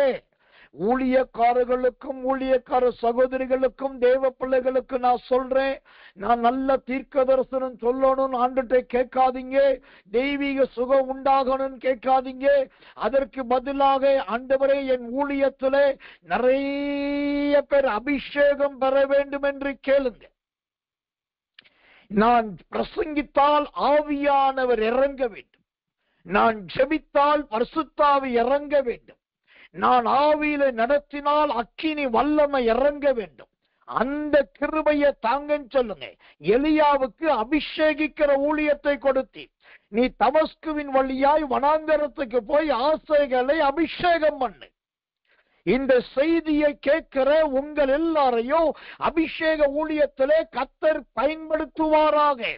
நீங்கள் விசுவாசிகளா இருந்தாலும் சரி, ஊழியக்காரர்களா இருந்தாலும் சரி, என்னுடைய வாஞ்சை நீங்கள் பரிசுத்தாவின் அபிஷேக ஊழியத்தை செய்கிறவர்களா இருக்கும். திரும்ப ஒரு விளக்கம் சொன்னேன். அபிஷேகத்தில் ஊழியம் செய்வது என்பது வேறு, அபிஷேக ஊழியம் செய்வது என்பது வேறு. அபிஷேகத்தில் ஊழியம் செய்வது என்பது ஆவியிலே நிரம்புவது, அந்நிய பாஷை பேசுவது, தரிசனம் பார்ப்பது, வெளிப்பாடு சொல்லுவது, தீர்க்க தரிசனம் சொல்லுவது, இது எல்லாம் அபிஷேகத்தினால் செய்கிற ஊழியம். ஆனால் இது அபிஷேகத்தினால் செய்கிற ஊழியத்தை விட அபிஷேகத்தில் நிரம்பி ஊழியம் செய்யணும். அபிஷேகத்தில் நிரம்பி ஊழியம் செய்வது எப்படி? மற்றவர்களை அபிஷேகத்துக்குள் நடத்தணும். அவர்களை நீங்க தொட்டா அவங்க ஆவிக்குள் ஆக்கப்படணும். உங்க பக்கத்துல வந்தா அவங்க மறுரூபப்படணும். உங்களிடத்தில் ஜெபித்தால் அவர்கள் தேவனுடைய வாயாய் மாறணும். இதுதான் அபிஷேகத்தில் நிரம்பி செய்கிற ஊழியம். எனக்கன்பான தேவ பிள்ளைகளே, இந்த தமஸ்குவின் திசை எலியாவை அபிஷேகிக்கிற ஊழியத்தை செய்ய வைத்தது. இன்றைக்கு தேவ சன்னிதானத்திலிருந்து நான் விசுவாசிக்கிறேன், இந்த செய்தியை கேட்கிற நீங்கள் கூட இன்று முதல் அநேகரை அபிஷேகிக்கிறவர்களாக, அந்நிய பாஷை பேச வைக்கிறவர்களாக, ஆவிக்கு உள்ளாக்கப்படுகிறவர்களாய் மாற்றக்கூடிய ஊழியத்திலே கர்த்தர் உங்களையும் என்னையும் நம்மையும் எடுத்து பயன்படுத்த போகிறார். அல்லேலூயா! கர்த்தர் நல்லவே, கர்த்தர் நல்லவே, கர்த்தர் நல்லவே. தேவனுடைய நாமத்துக்கு மகிமையும் கிருபையும் தயவும் உண்டாவதாக. இந்த தமஸ்குவின் திசையை குறித்து நாம் பார்க்கும்போது நிறைய காரியங்களை கர்த்தர் இங்கு நமக்கு சொல்லி வருகிறார். இந்த தமஸ்குவின் திசையிலே கர்த்தர் நல்லவே, கர்த்தர் நல்லவே, கர்த்தர் நல்லவே. தேவன் நிறைய மகிமையின் வெளிப்பாடுகளை வைத்திருக்கிறார். அடுத்ததாக இந்த தமஸ்குவின் திசை யாருக்கு பயன்பட்டது? 2 ராஜாக்களின் புஸ்தகம் 5ஆம் அதிகாரம் 12வது வசனம். 2 ராஜாக்கள் 5ஆம் அதிகாரம் 12வது வசனத்தை வாசிக்கிறேன் பாருங்கள். நான் ஸ்நானம் பண்ணி சுத்தமாகிறதற்கு இஸ்ரவேலின் தண்ணீர்கள் எல்லாவற்றை பார்க்கலும் தமஸ்குவின் நதிகளாகிய ஆப்புனாவும் பர்பாரும் நல்லதல்லவோ என்று சொல்லி கர்த்தர் நல்லவே. சோத்ரம், இங்கு அந்த நாகமான் பயன்படுத்துகிற ஒரு நல்ல வார்த்தையை பாருங்க. சொத்ரம் சொத்ரம் சொத்ரம், அவர் சொல்லுகிறார் கர்த்தர் நல்லவே. இங்கு ஆப்னாவும் பர்பாரும் இல்லையா என்று கேட்கிறார். தேவனுடைய நாமத்துக்கு மகிமை கிருபை தயை உண்டாவதாக. இந்த ஆப்னாவை குறித்தும் பர்பாரை குறித்து சொல்லும்போது அவர் என்ன சொல்றார் பாருங்க. இஸ்ரவேலின் தண்ணீர்கள் எல்லாவற்றை பார்க்கலும் தமஸ்குவின் நதிகளாகிய ஆப்னாவும் பர்பாரும் நல்லதல்லவோ. அப்படின்னாக்கா இந்த மனுஷன் சொல்றாரு, இஸ்ரவேலின் தண்ணீரை விட தமஸ்குவின் தண்ணீர் நல்ல தண்ணீர். தமஸ்கு மட்டும் நல்ல பட்டணம் அல்ல, தமஸ்குவில் இருக்கிற தண்ணி கூட நல்ல தண்ணிங்க. அதைத்தான் அவர் சொல்லுகிறார். தமஸ்குவின் ஆப்னாவும் பர்பாரும் நல்லதல்லவோ.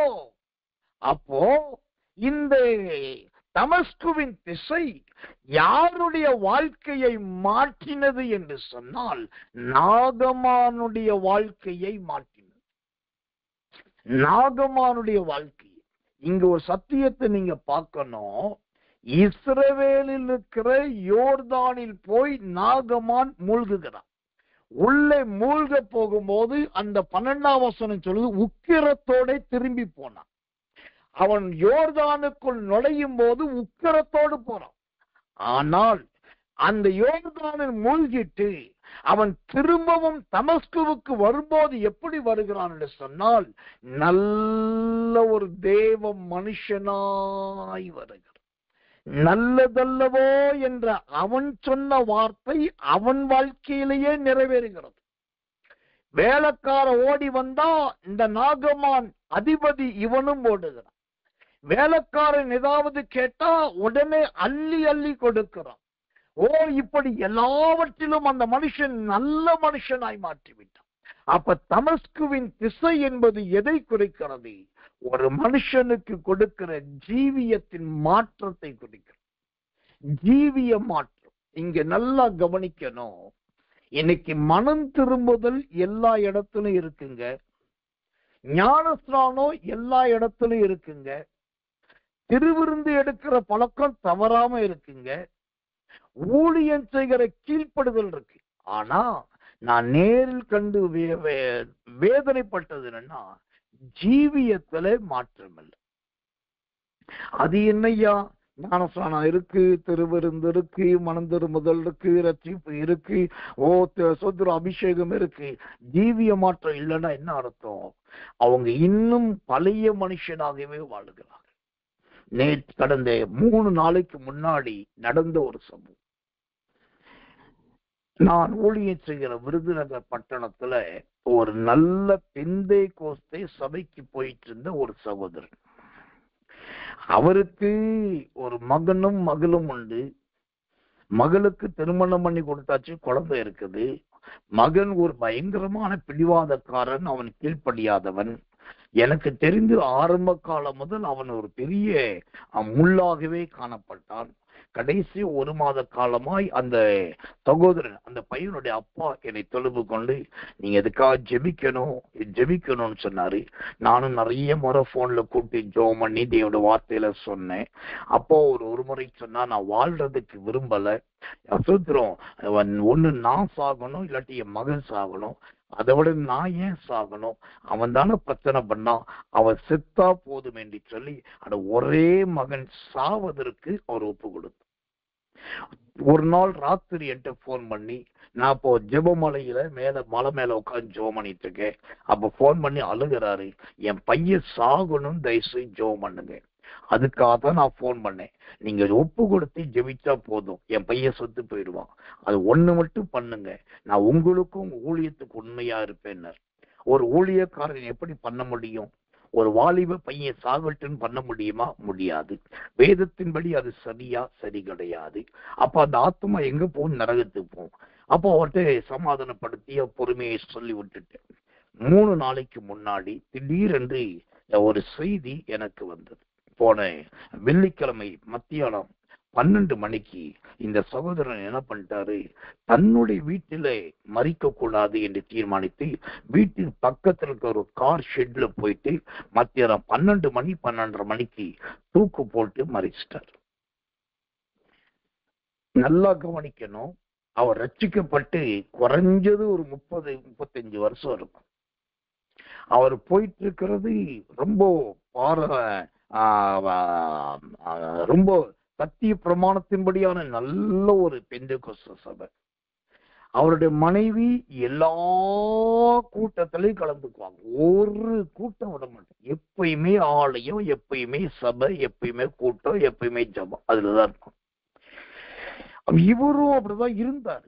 ஆனா ஜீவியத்துல மாற்றம் வரல பாருங்க. பொறுமை இல்லை, மகன் செய்வது கசப்பா இருந்தது, அந்த கசப்பை தாங்க முடியல. கிட்டத்தட்ட ஒரு 50 வயதுக்குள்ள இருக்கும். சூத்திரம் நல்ல விசுவாசமாக சகோதரன் தூக்கு போட்டு மறித்துட்டார். இவ பாருங்க, கர்த்தர் நல்லவே. அவருடைய சாவுக்கு போயிருந்தேன். எனக்கு பெரிய வேதனை தெரியுமா? அவர் பாரம்பரியமா போயிட்டு இருக்க அந்த சர்ச்சுக்குள்ள பாடியை கொண்டு வரக்கூடாதுன்ட்டார். அந்த பாடியை சர்ச்சுக்கு உள்ள கொண்டு வரக்கூடாது. சர்ச்சில் வச்சு ஆர்டர் ஆஃப் சர்வீஸ் எதுவும் பண்ணக்கூடாது. 1. 2வது, பக்கத்துல இருக்கிற கிளை சபைகள் இருக்கிற ஊழியக்காரர்கள் யாரும் போகக்கூடாது.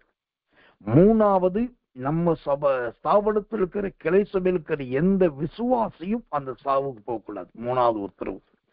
4வது, பெரிய பாஸ்டர்ஸ், முக்கியஸ்தர்கள் எந்த ஊழியக்காரர்கள் போகக்கூடாது, வரவும் இல்லை. இப்படி எல்லாம் பண்ணி கடைசியா மறுநாள் காலையில, சனிக்கிழமை காலையில 9 மணிக்கு மருத்துவமனையில இருந்து அந்த பாடியை வாங்கிட்டு வந்தாங்க. நேரா கல்லறைக்கு கொண்டு வந்தாங்க. ஒரு 2 பாட்டு பாடி, ஒரு வசனத்தை வாசிச்சு, ஒரு சின்ன வார்த்தையை சொல்லி அப்படி அடக்கம் பண்ணிட்டு வந்தாச்சு.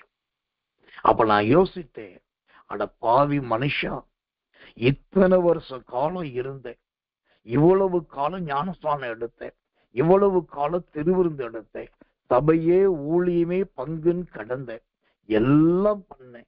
ஆனா கடைசியா ஜீவியத்துல மாற்றம் வரலையே. ஒரு பொறுமை இல்லையே. நாகமான் உக்கிரத்தோடு வந்தான் பாரு, உக்கிரத்தோடையே இருந்து அந்த உக்கிரமே இப்ப நரகத்துக்கு கொண்டு போயிடுச்சு. இதைத்தான் நம்முடைய ஜனங்களுக்கு சொல்றேன். உங்க திசை கெட்டு போவதா இருக்கக்கூடாது. இருதயத்தின் விருப்பத்தின் திசையில போகக்கூடாது. அவங்க சொல்றாங்க இவங்க சொல்றாங்க செய்யக்கூடாது. நம்முடைய திசை தமஸ்குவின் திசையா இருக்கணும். இந்த நாகமான் அவன் தமஸ்குவிக்கு திரும்பி போகும்போது நல்ல ஒரு மனம் மாற்றம் உள்ள மனுஷனாய் புறப்பட்டு போனார். அவர் ஜீவியத்திலே மாற்றம் வந்தது, தனிப்பட்ட வாழ்க்கையில மாற்றம் வந்தது. அந்த 2 ராஜாக்கள் 5:14 சொல்லுகிறது, அவன் சுத்தமானான். இந்த தமஸ்குவின் திசை நாகமானை முழுவதுமாய் சுத்தமாய் மாற்றிவிட்டது. அல்லேலூயா. இந்த மாற்றம் இல்லாமல் தயவு செய்து இன்னைக்கும் உலகத்தின் பிடியிலே சிக்கிக் கொண்டு இருக்காதீர்கள். பொறுமையை கடைபிடிக்க பாருங்க, சாந்தத்தை கடைபிடிக்க பாருங்க. நல்ல மனைவி, நல்ல மகள், நல்ல மகன், நல்ல மருமகன், நல்ல பேரப்பிள்ளை. ஆனா அவசரப்பட்டு நான்கு கொண்டு செத்ததினால் அந்த ஆலயத்துக்கு உள்ளே கூட பாடியை கொண்டு வருவதற்கு அனுமதி இல்லை என்று சொன்னா எனக்கு என்ன சந்தேகம்? ஒரு சாதாரண கட்டடமாகிய சர்ச்சுக்குள்ளேயே பாடிக்கு பெர்மிஷன் இல்லைன்னா அந்த மகா பரிசுத்த பட்டணமாகிய பரலோகத்துக்குள் எப்படி இடம் கிடைக்கும்? பூமியில் இருக்கிறதான பரலோகத்துல நடக்கும். இங்கேயே அனுமதி இல்லை, இங்கே ஒரு ஆர்டர் ஆஃப் சர்வீஸ் இல்லை, இங்கே ஒரு டெடிகேஷன் இல்லை, இங்கே ஒரு டெஸ்டிமனி இல்லை, எதுவுமே இல்லை. அப்படியே போயிச்சாச்சு. அப்ப அதே தானே பரலோகத்திலையும். அப்போ நம்மளுடைய ஜீவியத்துல மாற்றம் வரணும், வாழ்க்கையில மாற்றம். அது ரொம்ப முக்கியம். கடைசியாய் இந்த தமஸ்குவின் திசை யாருடைய வாழ்க்கையை மாற்றினது? 2 ராஜாக்கள் புஸ்தகம் 8ஆம் அதிகாரம் 7வது வசனம். 2 ராஜாக்கள் 8:7. சீரியாவின் ராஜாவாகிய பெனாதாத் வியாதியாயிருந்தான். எலிசா தமஸ்குவுக்கு வந்தான். தேவனுடைய மனுஷன் இவ்விடத்தில் வந்திருக்கிறான் என்று அவனுக்கு அறிவிக்கப்பட்ட போது, இங்க கவனிங்க, இந்த தமஸ்குவின் திசையானது அடுத்தது யாரை பயன்படுத்தினது என்று சொன்னால் எலிசாவை. இந்த எலிசா இதற்கு முன்பு எலியாவின் கைகளுக்கு தண்ணீர் வார்த்தவன் என்கிற பெயர் தான் இருந்தது. அப்புறம் ரெட்டிப்பான வரம் பெற்றவன் என்கிற அடையாளம் இருந்தது. அப்புறம் தீர்க்கதரிசி என்கிற அதிகாரம் இருந்தது. ஆனால் என்றைக்கு தமஸ்குவின் திசைக்கு எலிசா வந்தாரோ அங்கே அவருக்கு அழகான ஒரு பட்டம் கிடைக்குது. என்ன பட்டம்னா, தேவனுடைய மனுஷன் இவ்விடத்தில் வந்திருக்கிறார். ஒரு தீர்க்கதரிசியை தேவனுடைய மனுஷனாய் மாற்றக்கூடிய சக்தி இந்த தமஸ்குவின் திசைக்கு இருக்கிறது.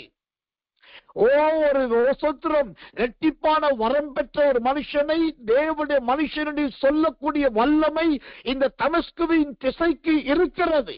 நான் சொல்றேன், எலிசா என்று சொல்லுவதை விட, சால்வையை பெற்றவர் என்று சொல்லுவதை விட, இரட்டிப்பான வரமுள்ளவர் என்று சொல்லுவதை விட, தீர்க்கதரிசி என்று சொல்லுவதை விட, இந்த தேவனுடைய மனுஷன் என்கிற ஒரு சாட்சியின் பேர் இருக்கு பாருங்க.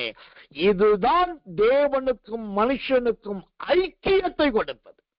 தேவனுடைய மனுஷன் என்று சொன்னால் தேவனும் மனுஷனும் ஒன்றாயிருக்கிறார்கள் என்று அர்த்தம். அதற்கு பேர் தான் தேவனுடைய மனுஷன். இப்ப கேளுங்க, நீங்க தேவனுடைய மனுஷியா இருக்கீங்களா? தேவனுடைய மனுஷனாய் இருக்கீங்களா? தேவனும் நீங்களும் ஒன்றாயிருக்கிறீர்களா? இந்த எலிசாவை இந்த தமஸ்குவின் திசை தேவனுடைய மனுஷனாய் மாற்றிவிட்டது. லேலோயா. இவனுக்கு முதல் பெயர் என்ன பேர் தெரியுமா? 12 ஏர் பூட்டி விழுந்தவன். இவன் 1ஆம் நம்பர் விவசாயி. கத்தனல்லவே ஏர் பூட்டி விழுகிறவன் பெயர் பெற்ற இவன் இப்ப தமஸ்குவின் திசைக்கு வந்த உடனே தேவனுடைய மனுஷனாய் மாறிவிட்டான். இந்த அருமையான தமஸ்குவின் திசை என்கிற இந்த ஆழ்ந்த சத்தியம், இந்த நல்ல வேத பிரமாணம், இந்த உபதேசம் உங்களை மாற்றட்டும். உங்களுடைய ஜீவியத்தை மாற்றட்டும், உங்க வாழ்க்கையை மாற்றட்டும். திசை சாதாரணமான ஒரு வார்த்தை அல்ல. அந்த திசைக்குள் தேவன் பெரிய மகிமையை வைத்திருக்கிறார். நீங்களும் ஒரு திசைதான் மகனே, நீங்களும் ஒரு திசைதான் மகளே. உங்களையும் கர்த்தர் இந்த தமஸ்குவின் திசையை போல மாற்றுவாராக. நாம் கண்களை மூடி ஒப்பு கொடுத்து எல்லாரும் செபிக்க போகிறோம். ஆவியானவரே, தமஸ்குவின் திசையாய் என்னை மாற்று.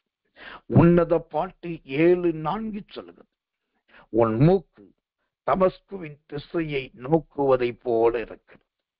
இந்த மூக்கு என்பதே மனுஷனுடைய நாசின் சுவாசத்தை குறிக்கிறது. இந்த மூக்குக்குள்ளதான் நாசின் சுவாசத்தை வைத்திருக்கிறது, அவருடைய ஜீவனை வைத்திருக்கிறது. அந்த ஜீவனோ, அவருடைய ஜீவனை சுமந்திருக்கிற நீங்கள் தமஸ்குவின் திசையை நோக்கினவர்களாய் மாற வேண்டும். கர்த்தருடைய ஆவியானவை உங்களை இந்த ஆபிரகாமை போலவும், எலியேசரை போலவும், தாவீதை போலவும், எலியாவை போலவும், நாகமானை போலவும், எலிசாவை போலவும் கர்த்தர் எடுத்து பயன்படுத்துவாராக. கண்களை மூடி ஒப்பு கொடுத்து கர்த்தரை ஸ்தோத்திரம் பண்ணுவோம். இயேசுவின் நாமத்தினாலே எல்லாரும் கர்த்தரை ஸ்தோத்திரிப்போம்.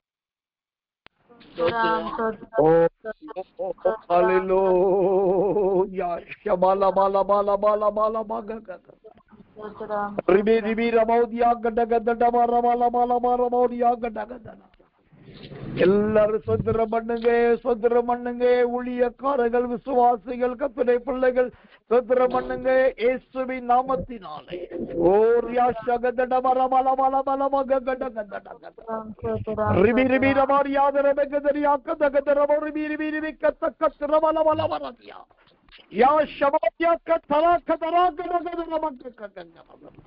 நன்றி ஆண்டவரே, ஆமென். இந்த செய்திக்காகவும் தேவ ஜனங்களை தமஸ்குவின் திசையாய் மாற்றும்படி ஐசக் பாஸ்ரை அவர்கள் ஜெபிப்பார்கள். அதற்கு ஐசக் பாஸ்ரை அவர்கள் ஜெபிப்பதற்கு முன்பாக நம்ம எல்லாரும் ஆண்டவர்கிட்ட 2 காரியத்தை கேட்க போறோம்.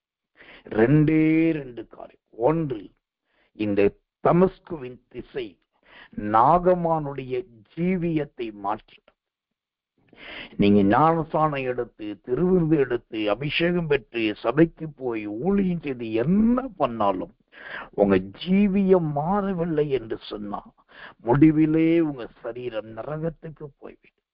அப்போ இந்த தமஸ்குவின் திசை நாகமானுடைய ஜீவியத்தையே மாற்றி அவன் சுத்தமானான் என்று மாற்றினதை போல நாம் நம்முடைய ஜீவியம் மாற வேண்டும், நாம் சுத்தமாக வேண்டும். 2வதாக, இந்த தமஸ்குவின் திசை எலியாவை அபிஷேகிக்கிற ஊழியத்தில் எடுத்து பயன்படுத்தினார்.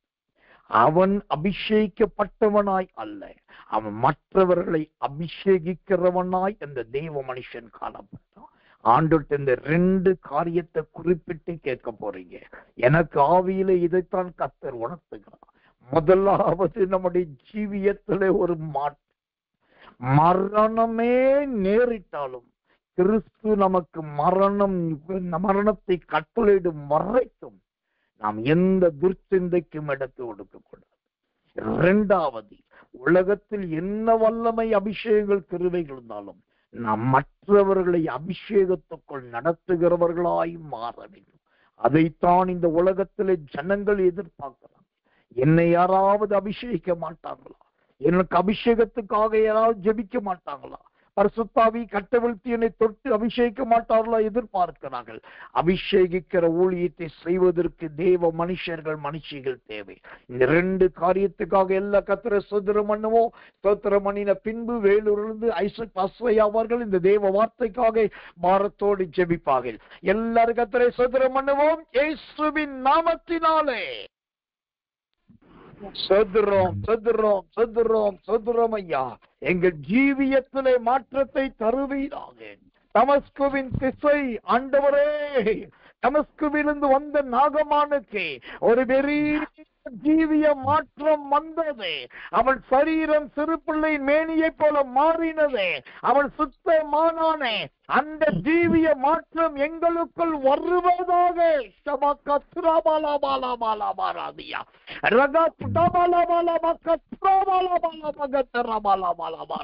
ஆண்டவரே, இந்த கடைசி காலத்துல எங்களுக்கு நாங்களே ஆவியிலே நிரம்பாமல் நாங்கள் மற்றவர்களை அபிஷேகிக்கிறவர்களாய் மாற்றுவீராக.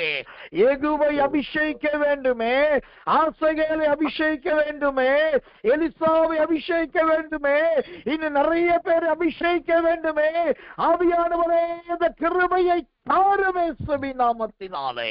அந்த தமஸ்குவின் திசையின் அபிஷேகம் தொடுவதாக. நன்றி பிதாவே, நன்றி பிதாவே. ஆமென், ஆமென், ஆமென். கர்த்தர் நல்லவர்.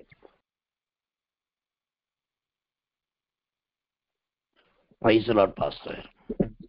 Praise the Lord, Pastor. ஜெபிக்கிறோம் பாஸ்டர். Please. அன்பின் தகப்பனே, இயேசு கிறிஸ்துவின் நாமத்தினாலே நாங்கள் வருகிறோம். வேத வாக்கியங்களை ஆராய்ந்து பாருங்கள், அவைகளால் நித்திய ஜீவன் உண்டென்று சொல்லப்படுகிறது. வேத வாக்கியங்களும் என்னை குறித்து எழுதியிருக்கிறது இயேசு சொன்னப்பட்ட வசனத்தின்படியாய் இந்த நாட்களிலே பரலோகத்தின் பொக்கிஷங்களை நாங்கள் அறியும்படியாய் தாசன் மூலமாய் வெளிப்படுத்தி கொண்டிருக்கிறதான திசை என்கிறதான இந்த செய்தியின் மூலமாய் நாங்கள் கேட்டுக்கொண்டிருக்கிறதான வித்தியாசமான விதவிதமான திசையின் அனுபவங்களுக்கு நன்றி செலுத்துகிறோம். நாளிலுமாய் கொண்டாண்டவரே, தமஸ்குவின் திசை குறித்து நாங்கள் கேட்கும்படியாய் கர்த்தர் கொடுத்த எல்லா கிருபைகளுக்கு நன்றி செலுத்துகிறோம். ஆண்டவரே, எத்தனையோ வருடங்களாய் நாங்கள் கேட்காத சில ரகசியங்களை கர்த்தரது நாட்களிலே இந்த தாசன் மூலமாய் வெளிப்படுத்தி கொண்டு வந்ததற்கு நன்றி செலுத்துகிறோம். ஆண்டவரே, இந்த தமஸ்கு திசை ஆபிரகாம் வாழ்க்கையிலிருந்து, ஆண்டவரே அவனுடைய வேலைக்காரனாய் எலியேசர் வாழ்க்கையிலிருந்து, தொடர்ந்து ஆண்டவரே கர்த்தாவே லோத்தின் வாழ்க்கையிலிருந்தும், அப்படியாய் ஆண்டவரே தாவீதின் வாழ்க்கையிலிருந்தும், தொடர்ந்து எலியா எலிசா போன்ற தேவ மனிதருடைய வாழ்க்கையிலிருந்தும், ஆண்டவரே தொடர்ந்து ஆண்டவரே பவுலுடைய வாழ்க்கையிலும், ஆண்டவரே இந்த தமஸ்கு என்கிறதான இந்த திசையானது வேதத்திலிருந்து பலவிதமான ரகசியங்களை நாங்கள் பார்த்தோமே. ஆண்டவரே, இந்த நாளிலுமாய் கூட இந்த நாகமான் இந்த தமஸ்குலிருந்து வந்த இடத்துல ஒரு பெரிய மாற்றம் உண்டானது போல நாட்டில் எத்தனையோ பேர் நெருக்கப்பட்டு கொண்டிருக்கிறாங்க. ஆண்டவரே, கடைசி வரை தங்களுக்காக ஆண்டவருக்காக ஓட எத்தனை நெருக்கங்கள் போராட்டங்கள் வந்தாலும் தவறான பாதைகளை அவர்கள் தெரிந்தெடுத்துக் கொள்ளாதபடி தமஸ்குவின் அபிஷேகம் ஆண்டவரே இந்த நாகமானுக்குள்ள இருந்ததான அப்படிப்பட்டதான ஒரு வைராக்கியத்தை எங்களுக்குள்ளாய் தரும்படியாய் நாங்கள் ஜெபிக்கிறோம். கடைசி நாட்களிலே நின்று கொண்டிருக்கிறோம். ஒருவரும் ஆண்டவரே இந்த பரமழைப்பின் பந்தய பொருளை இழந்து விடாதபடிக்கு ஆண்டவரே நீர் இன்னும் அவர்களை புதுப்பிக்கும்படியாய் நாங்கள் ஜெபிக்கிறோம். நாட்களிலே சொல்லப்பட்டதான ஆண்டவரே இந்த எலியாவின் அபிஷேகத்துக்காய் வரும். ஆண்டவரே, எலியாவிற்கு நீர் கொடுத்து ஆண்டவரே எலியா ஒரு அபிஷேகம் பண்ணப்பட்ட மனிதனாய் இருந்தாலும் கர்த்தாவே அநேகர் அபிஷேகம் பண்ணுகிறதான ஒரு அபிஷேகத்தை எலியாவின் மேலே கொடுக்கிறேன். இந்த நாட்களிலே அப்படிப்பட்டதான கிருபைகளை தருவீராக. அபிஷேகம் குறைந்து போய் மங்களாய் போய் அபிஷேகமே என்ன என்றால் கேட்கிற அளவுக்கு வித்தியாசமான அனுபவங்கள் சபைக்குள்ளாய் வந்துவிட்டது. தயவா இறங்குவீராக, தயவா இறங்குவீராக, தயவா இறங்குவீராக. எலியாக்களை போல நேகரை அபிஷேகம் பண்ணுகிற தேவ மனிதர்களை எழுப்புவீராக, தேவ மனிதர்களை எழுப்புவீராக. ஆண்டவர் அழிந்து போகிற உலகத்தில் அழியாத நித்திய ஜீவனுக்கு நேகரை அபிஷேகிக்க கர்த்தர் எங்களுக்கும் இதை செய்தியை கேட்டுக்கொண்டிருக்க ஒவ்வொருவருக்கும் கிருபை தரும்படியாய் நாங்கள் ஜெபிக்கிறோம். நாளிலுமாய் தொடர்ந்து போதற்காய் நாங்கள் ஜெபிக்கிறோம். இன்னும் வேதத்தின் மகத்துவங்களை, வேதத்தின் ரகசியங்களை அவருக்கு நீ எடுத்து கொடுங்கயா. நாங்கள் அவைகளை கேட்டு அந்நிய காரியமாய் அல்ல, சொந்த காரியங்களாய் கேட்டு தொடர்ந்து உமக்குள்ளாய் பலப்பட்டு உலகத்துக்கு வெளிச்சங்களாய் பிரகாசிக்க நாங்களும் திசைகளாய் மாறிவிட எங்களுக்கு கிருபையும் இரக்கத்தையும் ஒத்தாசையும் பாராட்டும்படியாய் ஜெபிக்கிறோம். தொடர்ந்து தேவக்காரம் இந்த இயேசுவின் வல்லமை ஊழியங்களோடு கூட இருக்கட்டும். இந்த ஊழியத்தில் இருக்கிற எல்லாரோடு கூட இருக்கட்டும். ஒருவராது இந்த மேன்மையான ஆசீர்வாதத்தை இழந்து விடாதபடி ஆண்டவர் மிகுதியான ஆசீர்வாதங்களை பெற்று நேகருக்கு ஆண்டவரே அபிஷேகத்தை கடத்துகிற தேவ மனிதர்களாய் மாற்றி தொடர்ந்து தேவக்கரை நீக்கப்படட்டும், தடைகள் மாற்றியதற்கு நன்றி செலுத்தும், பொறுப்படுத்த நடத்த தாழ்த்தி ஒப்புகிறோம். இயேசு கிறிஸ்துவின் இனிய நாமத்தில் வேண்டுகிறோம் இதாவே. ஆமென், ஆமென், ஆமென்.